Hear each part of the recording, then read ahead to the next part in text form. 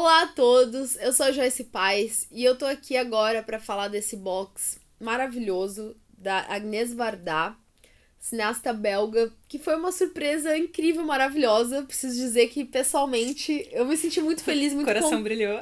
muito contemplada com esse lançamento do Obras-Primas. E eu tô aqui ao meu lado com a presença de novo da Catarina Strobel, que tem uma produtora e trabalha com produção, direção e edição, para falar desse box que traz uma seleta de 30 anos, né? Ele cobre 30 anos na carreira da Varda, 55 a 85. Sim, é uma bela de uma seleção. Eu sou suspeita pra falar porque eu amo a Agnès Varda, é uma das minhas favoritas. Ele traz os 4 títulos: La Pointe Courte, de 55, Cléo da 5 a 7, que é super conhecido, de 62, As Duas Faces da Felicidade, de 65, e Sem Teto Nem Lei, de 85. E eu acho que esse box é o tipo de lançamento que vale muito a pena destacar a grande qualidade, não só dos cards, né, de costume. Aqui, ó, primeiro filme da Varda, vou passando aqui pra você. Manda ver. Lindo, maravilhoso. Cléo da 5 a 7. Sim, também lindo, maravilhoso. Todos eles são. As Duas Faces da Felicidade e Sem Teto Nem Lei. Eu acho que além dos cards, a gente tem que destacar também o trabalho feito nesse estojo, né? Que apresenta essa imagem. Uma coisa que eu comentei com a Catarina que eu achei muito legal foi a escolha dessa fotografia, né? Porque é uma imagem da Varda atual, né? De hoje, exatamente. Exatamente. Acho que o mais óbvio seria colocar uma imagem dela com ela mais jovem, dela no começo da carreira, mas eu achei muito interessante essa escolha por uma imagem dela já com essa idade, né? Que inclusive, deixa eu só mostrar aqui, tem uma imagem muito interessante dela dirigindo. Tá no set da Ponte Curte, isso aí. Aqui atrás bem legal também. essa foto. E aqui onde a gente consegue acomodar os cards. Deixa eu colocar aqui, ó. Eu acho que é importante também a gente perceber e destacar que o trabalho dela tem sido muito beneficiado por essa onda de resgate, de revisitação do cinema feito por mulheres, né, diretoras, por realizadoras, que é uma onda que tá acontecendo não só aqui no Brasil com o cinema brasileiro, mas no mundo todo, né? Todo esse processo de escavar um pouco a história canônica, né? A gente pode pode chamar... Valorizar mais o cinema feito por mulheres, né? Que já tá mais do que na hora, né? Devia ser uma coisa constante, mas acho que esse todo nosso momento social é mais propício pra isso, né? Todo o feminismo em voga, né? E também o fato dela ter ganhado um Oscar honorário esse ano. Exatamente. E ter sido indicada melhor documentário pela Visage Village, que é um filme incrível. E né? ela tem 89 anos, ela foi uma das mais velhas indicadas ao Oscar. Anos, né? E é um espírito absurdo, enorme, um coração incrível, né? Ela tem um... Ela é vivaz, né? Você vê filmagens dela de hoje em dia, filmagens daquela época, você não vê nenhuma mudança. Ela continua com o mesmo espírito, a mesma alma. E ela foi homenageada pela Mostra de São Paulo também, né? No ano passado. Teve uma super retrospectiva muito bacana, que eu fui, claro. Eu acredito que a Varda, e a gente já pode entrar um pouco nessa questão da Nouvelle Vague, né? Que é um movimento cinematográfico francês com o qual ela geralmente é associada, nem sempre, né? Eu esqueço de citar ela às vezes, né? Porque ela é a única mulher. Ela é a única mulher, eu não acho que... Que se corrija sabe, se eu estiver errada, mas sabe. eu nunca vi citarem o nome de nenhuma outra mulher no movimento, né?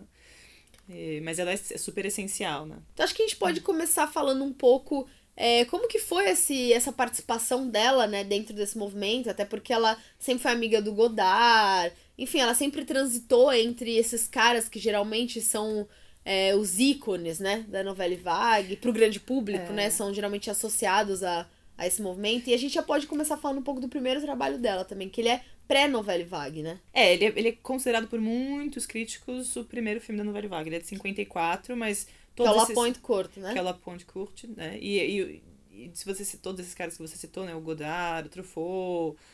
toda essa galera, ela vai fazer os filmes, né, icônicos da Nouvelle Vague deles, tipo, 5, 6 anos depois do que ela lançou esse, né? Sim. E esse filme, o La Pointe Courte, ele engloba todos...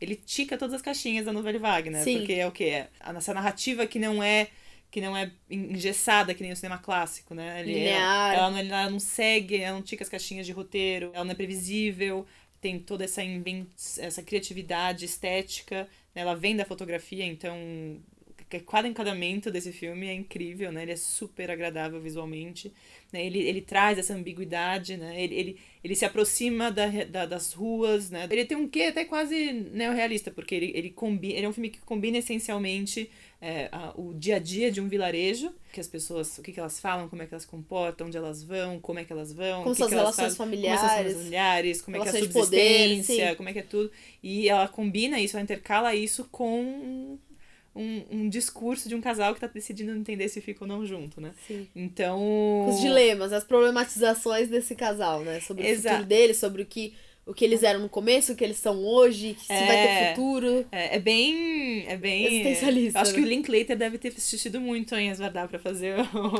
a trilogia do Amanhecer. Ele se aproxima dessa realidade das pessoas, né? E todas as limitações. Esse filme de baixíssimo orçamento, né?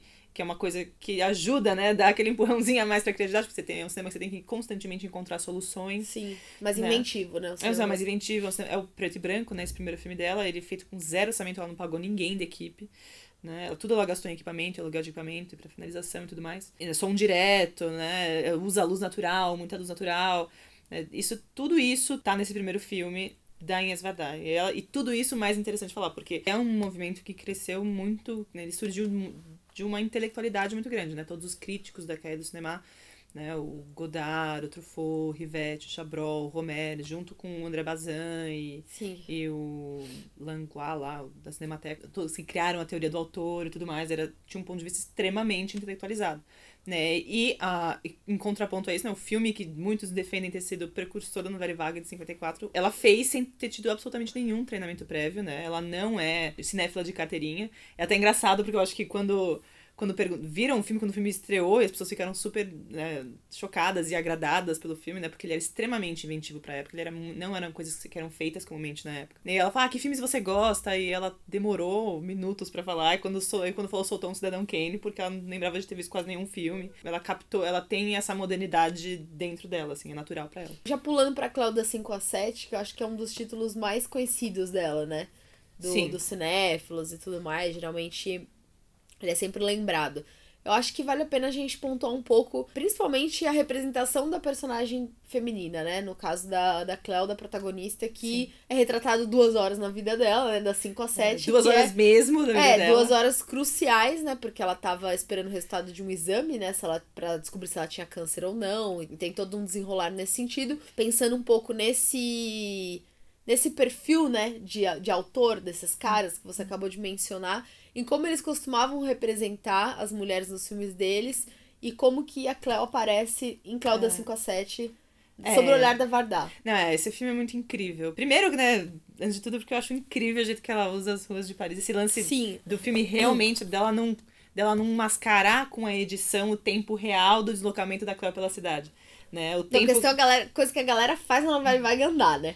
Nossa, a galera curte dar um rolê. Demais. Curte dar um rolê, é ótimo. A gente adora. É interessante esse negócio da Cleo, porque sendo a Nouvelle Vague esse movimento que é muito masculino, né? E a Vardar sendo a única mulher... Muito masculino como o cinema mundial, é muito masculino, né? Mas aqui, especificamente, porque a Vardar é a única mulher que é geralmente citada quando se fala da Nouvelle Vague, né? É interessante contrapor esse olhar sobre a mulher, né? Que é comumente nos cinemas do Godard, do Truffaut, até do Romer e outros e tudo mais. É muito a mulher enigmática, a mulher que é linda, sexy, ela é misteriosa, e você quer estar na cabeça dela, ver o que ela tá pensando, e como seria ficar com ela, e desejando-a e tudo mais, né?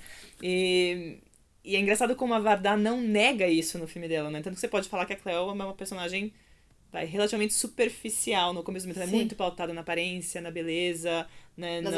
Em como ela se veste. Nas convenções, né? Isso tá nas relações dela, né? Tipo, na hipocrisia também. Que você observa no começo do filme. Ela é meio fresquinha e tal, tem várias coisas assim. E como a Vardar subverte isso e confronta ela com a possível perda disso tudo, né? E é muito bonito, porque nessa jornada dela pelas ruas de Paris, né? Estou doente, não estou doente, né? Assim, esse momento super ansioso de dúvidas, é aí que ela consegue se despir disso aos poucos e formar um vínculo que é mais real, que é mais humano, que é um outro jeito de se relacionar com as pessoas e com a vida e com as coisas, né? Sim. Então é um filme muito muito bonito novamente, né? E você puxou essa bola aqui da representação do feminino e da representação dessas personagens, e aí isso me fez pensar numa outra questão que sempre recai sobre o trabalho da Vardar e sobre o posicionamento dela enquanto artista, enquanto realizadora, que é, afinal, Vardar faz um cinema feminista ou não? Em que medida a gente consegue atrelar isso? É muito interessante, porque eu acho que fica um peso também em cima da Vardar, porque, novamente, por ela ser o único nome feminino a ser citado do movimento, automaticamente você já fala, como é um cinema de mulher, é um cinema feminista, né? Ao contrário do Clube da Caê do Cinema, né? Do Clube dos Cinéfilos de carteirinha, a Vardar, ela sempre foi muito avessa a intelectualizar o cinema dela. Ela nunca foi de vestir essa camisa, mas é inegável que os filmes dela falam muito da identidade da mulher, do que é ser uma mulher, e de trajetórias de mulheres, né? Elas são protagonistas, elas são complexas, elas são, e a própria identidade dela, você sabe que ela se identifica com muitos valores, ela nunca foi contra o feminismo, né? Eu acho sim que são filmes, dá pra dizer que são filmes feministas, mesmo ela não gostando de vestir essa bandeira tão abertamente, porque eu acho que não é muito só o estilo dela, né? Acho que um filme que dividiu muito a opinião do público e da crítica, acho que pode-se dizer também, com relação a essa abordagem é As Duas Faces da Felicidade, né? Sim. É um filme extremamente complexo, eu acho, pelo menos. Sim. Né? A gente tava aqui nos bastidores debatendo intensamente esse filme. Valeria um vídeo solo, né? Sim. A gente ficou bem afetada, né? É o meu favorito, eu acho. Eu acho que é muito incrível, porque ele tem toda essa roupagem, esse verniz de felicidade, porque é um filme quente, é um filme... Cores vibrante, é um filme de verão, né? Uma trilha sonora amigável, né? Ele é um filme sereno, nessas horas, mas embaixo de toda essa beleza, desse prazer, né? Vem coisas de quebrar o coração, né? Mas é legal esse jogo, né? Que ela estabelece entre o estético, visual... E o sonoro, né? Porque tem esse trabalho da trilha também. E a coisa do sentido mesmo, né? Daquilo, como ela trabalha essa dualidade mesmo. Ele tenta contar pra gente como as felicidades são construídas, né? E tomando essa família, que é interessante porque é uma família de verdade, de amigos dela, né? Que ela conhece. Família na vida real, né? Na vida real, então o homem, a mulher e os filhos, eles são de fato uma família, né? E ele é um ator da televisão, famoso, francês. Esse filme é um dos filmes que ela mais, eu acho, se dedica ao ponto de vista do personagem. Ela não olha com julgamento, né? Então, tanto é que o filme é contado sob o ponto de vista do homem, né? E ele não sai do lado do homem, né? Eu acho que você espera, quando você assiste o filme, que certas coisas aconteçam, que as coisas sejam lidadas de certa forma. Sim. E elas não são. E isso te deixa com uma pulga atrás da orelha. Então, acho que ela é muito corajosa e muito generosa nesse sentido, em abraçar os pontos de vista e tornar tudo mais complexo. Mas eu acho que mesmo assim, mesmo nesse quesito, né, e perguntar como que a gente pode amar, né? Como que a gente pode lidar com essa questão da família e tudo mais. E eu acho que diz muito também sobre a questão da mulher, porque o homem claramente tem liberdades que para ele são autênticas, né? Que é a verdade dele. Sim. Né, são válidas, né? São válidas e ele tem liberdade para sentir e tomar certas decisões, que é uma liberdade que uma mulher pode não ter. Porque a felicidade dela é construída sobre outras coisas, né? Sim. Coisas que são atreladas diretamente ao homem. Então é bem interessante ver isso. O homem, a família, o lar. O homem, a família, o lar, né? Pode ser uma espécie de jaula, né? Uma espécie de prisão. É a felicidade dela, né? O que ela conhece. Se você tira isso, sim, né? O que sobra pra essa mulher, né? Então, e tem a figura da amante também, né? Não é spoiler porque tá aqui na sinopse. Eu chequei. Tem a figura da Emily, né? Que é a amante, que também é uma figura muito interessante, é uma personagem que em nenhum momento ela parece vilanizada, né? Isso que eu acho incrível. Então você, de certa maneira, você não tem raiva da amante. Não, a Vardar não fala... aponta o dedo para absolutamente ninguém. Né? Eu acho que daí vem a grande força do filme. Porque você abre pra, enfim... N posicionamentos, né? Ele te convida, ele faz muito isso. Ele te insere muito no sentido de que você... do que você espera e que acontece ou não acontece, do que você faria nessa situação. E essa personagem da amante, digamos assim, ela também um pouco personifica essa nova mulher, né? Essa nova mulher que surge a partir dos anos 60. Ela tem uma autonomia, ela enxerga os relacionamentos com os homens de uma maneira diferente. E como essa autonomia reflete no jeito que ela lida com o sexo oposto e tudo mais, sim, né? E como é diferente do tipo do jeito que a mulher encara as coisas, Sim. né? Tem uma cena que ele tá falando com a amante abertamente, né, sobre sexo e como a mulher dele se porta, né, nesse momento e como que é com a amante e tudo mais. E ele não tem o menor pudor pra falar sobre isso e acho que isso fica bem evidente, né, que ele gosta da autonomia de uma, mas desde que essa uma não seja a mulher dele, né? Sim. Então na casa dele ele exerce essa função de dominância e ele gosta disso. Sim, total. Eu acho que é muito... Eu acho que É tão atual, né?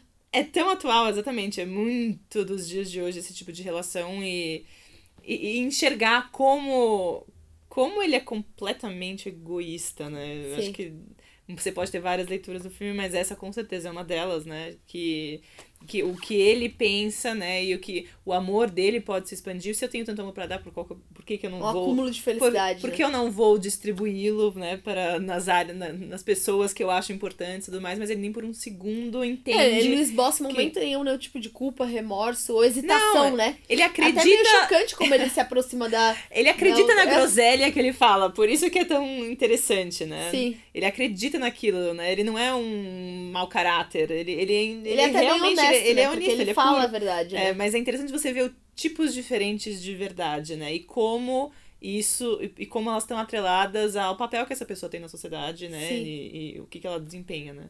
E como a mulher dele é completamente linkada à vida de casa, dos filhos, né? Ela faz vestido pra casamento, né? Sobre... Que é demais, né? também. Isso é demais. São várias pequenas coisas assim. E dá pra ter uma leitura bem complexa da vida conjugal e disso da traição e dos amores e tudo mais, né? É bem legal. É um filme incrível, né? Mas, sobretudo, a gente pode dizer que As Duas Faces da Felicidade é um filme que fala sobre os diferentes caminhos que a felicidade pode seguir, né? E nos caminhos que restaram, sobretudo, a mulher, até ela conseguir finalmente manifestar a própria voz dela, né? Nesse contexto. É um filme que é muito bonito, mas que não deixa de ser absolutamente devastador. E falando nisso, em filme devastador, acho que a gente pode já caminhar pro último aqui do box, que é o Sem Teto Nem Lei, de 85, que foi o maior sucesso de bilheteria, né, da filmografia da Vardar. Sim. Levou 3 prêmios em Veneza, incluso o Leão de Ouro. Sim. Então, acho que a gente pode... E que também tem uma protagonista muito poderosa. Top, adoro. Sim. Nossa, eu sou muito fã da Sandrine Bonner, eu acho ela uma das melhores atrizes de todos os tempos. Quem lembra, quem é fã do Pialá e viu ela em Os Nossos Amores, de 83, ela é a presença mais magnética do mundo, assim, ela é muito, uma atuação extremamente intuitiva, ela tem muita presença, ela é incrível, né? Eu acho que ela é a cara desse filme, ela carrega o filme, ela é o filme, né? Porque esse filme ele se passa na década de 80. Qual que é a estrutura dele? É basicamente essa andarilha, né? Que vai percorrendo regiões e tudo mais. O filme já começa com o corpo dela sendo encontrado, então ele é todo contado em flashback, a partir do ponto de vista, né? E da perspectiva das pessoas que ela foi esbarrando ao longo desse percurso dela. E essas pessoas, elas são não atores, né? Acho que é interessante a gente grande maioria. falar disso, a grande maioria. O que traz pro filme também uma pegada mais documental. É bem uma coisa que a Vardar gosta, que é misturar esses registros, né? Sim. Ela gosta de uma maneira sempre muito criativa, né? Aqui eu acho que é muito único e muito legal. Corta pra entrevistas com essas pessoas, né? Que é uma miscelânea de gente. E em alguns momentos elas se dirigem à própria câmera, né? E elas falam coisas, sugestões que pode ser também o que você tava... Às vezes pode casar ou não com o que você tava pensando. Então ela muito te convida...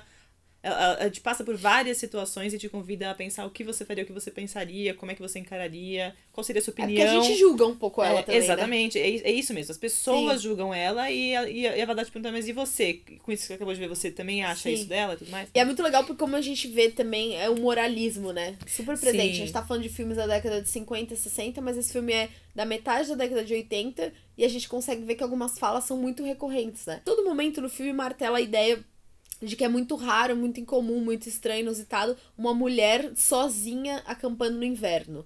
Eles ficam batendo nessa tecla quantas vezes no filme? Várias. É muitas. O tempo todo. Pois sempre esse mesmo discurso. Mulher na Ilha é tudo vadia, é sempre assim. A Mona encontra, que é a personagem da Sandrine Bonner, ela encontra a bondade, só que ela encontra muita crueldade, muito julgamento.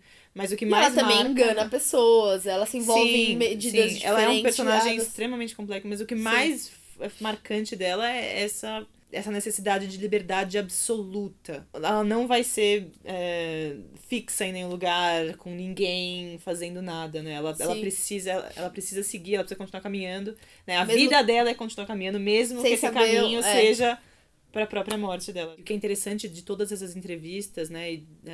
Dessas pessoas que passam pela vida da Mona, né, e que a gente acaba descobrindo o que elas pensam e que tipo de efeito a Mona teve na vida delas. Sim. Né, e, o tipo de pessoas que a SVD consegue compilar são tipos tão diversos e tão diferentes que eu acho que você pode até entender como quase um retrato social da França daquela época. Uma escolha representativa mesmo, né?